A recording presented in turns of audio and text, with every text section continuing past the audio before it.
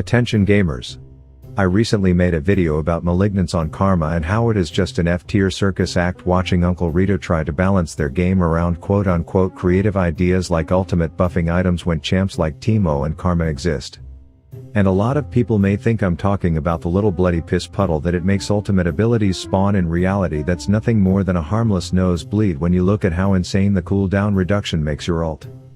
But then the more I thought about, if you pair this incredible addition to my Summoner's Rift addiction with the fact that Riot is trying to rebrand Lux as a mid laner with a sexy suite of buffs for the 65th time this year, you can lock in these runes, and with just one item and a rank 1 ult you can be firing up titty lasers every 30 seconds.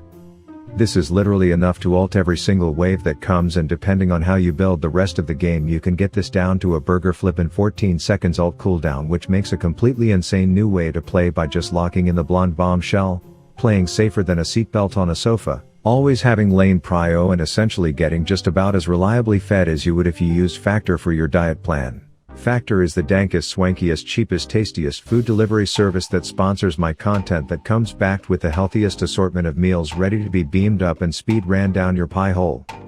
You can pay half your paycheck on eating out or settle for fast food and its consequences, or have to put actual effort into cooking, or you can have Factor just knock its way to your door with dank delicious meals every week. It's super easy. You just go to their site and tell the chef your preferences, like how I'm all about the protein and growing my pectorals into something that could fill out a bra one day. Then you take a sneak peek at the meals on the menu, place your order, and bam, like a Lux ult, these are at your door and off cooldown, ready to be heated up and used as a prop in a mukbang. So use my link in the description or code RAW50APR to get 50% off your first box plus 20% the next month of orders. Alright, so as I mentioned, I would be displaying a game of Lux mid to show off just how erect I get when rushing Malignance, and as an ADC player I feel there's always a bit of anxiety walking into a solo lane not knowing the skill level of your opponent, so let's just say I was super relieved when this Samsung Galaxy mascot deep-throated my first E-bomb like it was an hors d'oeuvre on a buffet table, and I immediately knew that while Factor may be getting me fed IRL, the single father of 7 playing this Aurelion Sol was going to get me fed in-game. And given my naive first impression after a whole 3 seconds of seeing his gameplay, I decided to push harder than a man in desperate need of more fiber in his diet throughout laning phase, so that I could poke and prod this floating asshole under tower, knowing that you miss 100% of the shots you don't take, and that one flashy combo and Mushu here would be floating back in fountain for a bit.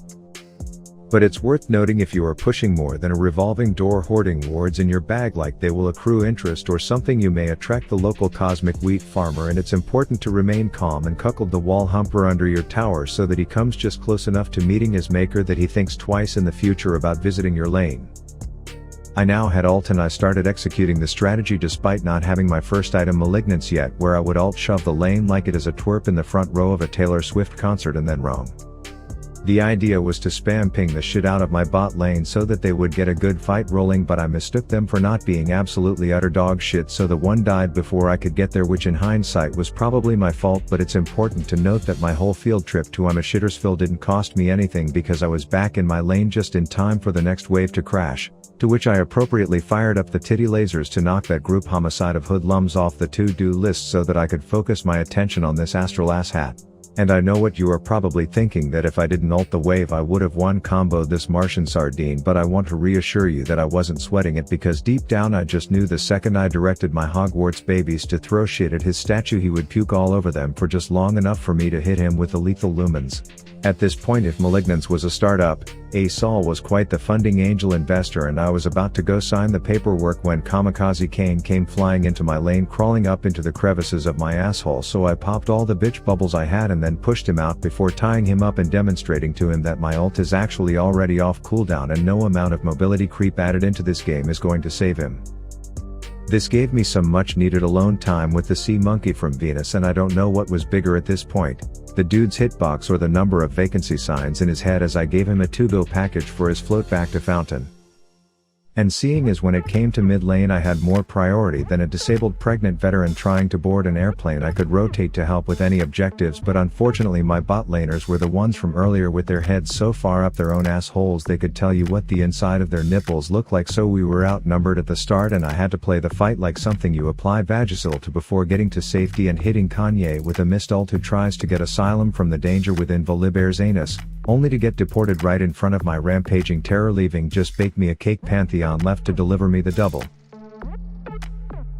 I then decided to greet Ace all the a-hole back to lane by letting him know that he just doesn't fit in with the big boys anymore, but the Sky decided to shit out a Spartan, and I know what you are thinking, I'm dead as fuck, and to that I just want to say, you're right, but I didn't mind using my ult to make sure Mushu the sparkling tadpole didn't get too many plates in my absence, and then within a few seconds I was shoving the lane back in his face again, but this time no bakers were going to go skydiving into my lane, and you know what they say, you can't spell execute without an E, so I get another solo bolo to post on the old MySpace profile.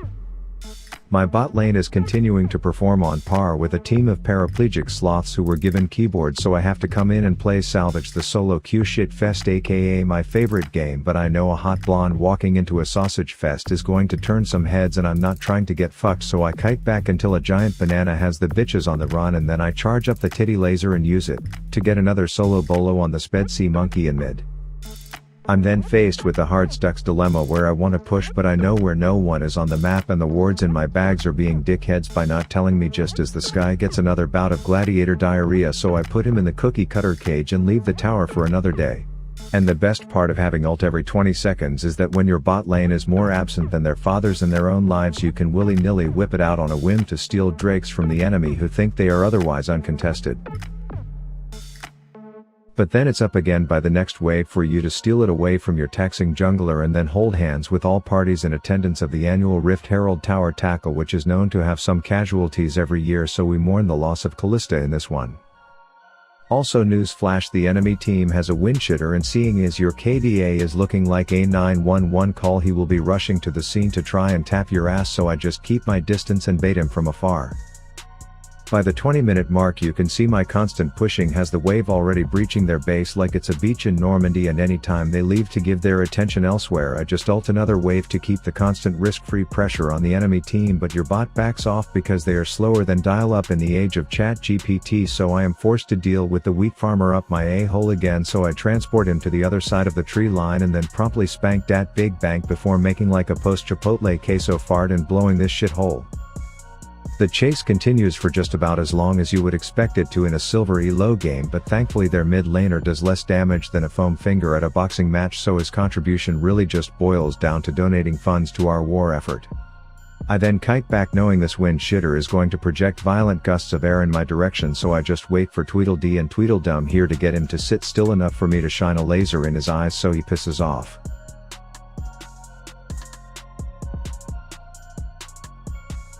I then head back mid to continue jamming the lane like it's jelly on toast, but the bread reference hits a sore spot for their team's pastry making Pantheon, so he tries to get to third base with me only to learn that I have friends in high places, but this attracts all the peeping perverts in the area thinking they are gonna get a grab.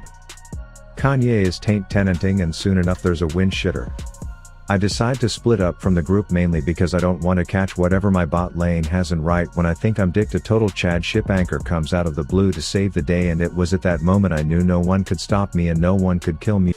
We start tickling each other around Bear, and you know, a bit of foreplay to get him going, but I need to avenge my own death against bouncing Brittany, as me and Naughty Boy aren't exactly on the same page, but it doesn't matter because my ult hitbox was apparently coded by a chimpanzee, so we combo the Cali girl and then we head to the objective.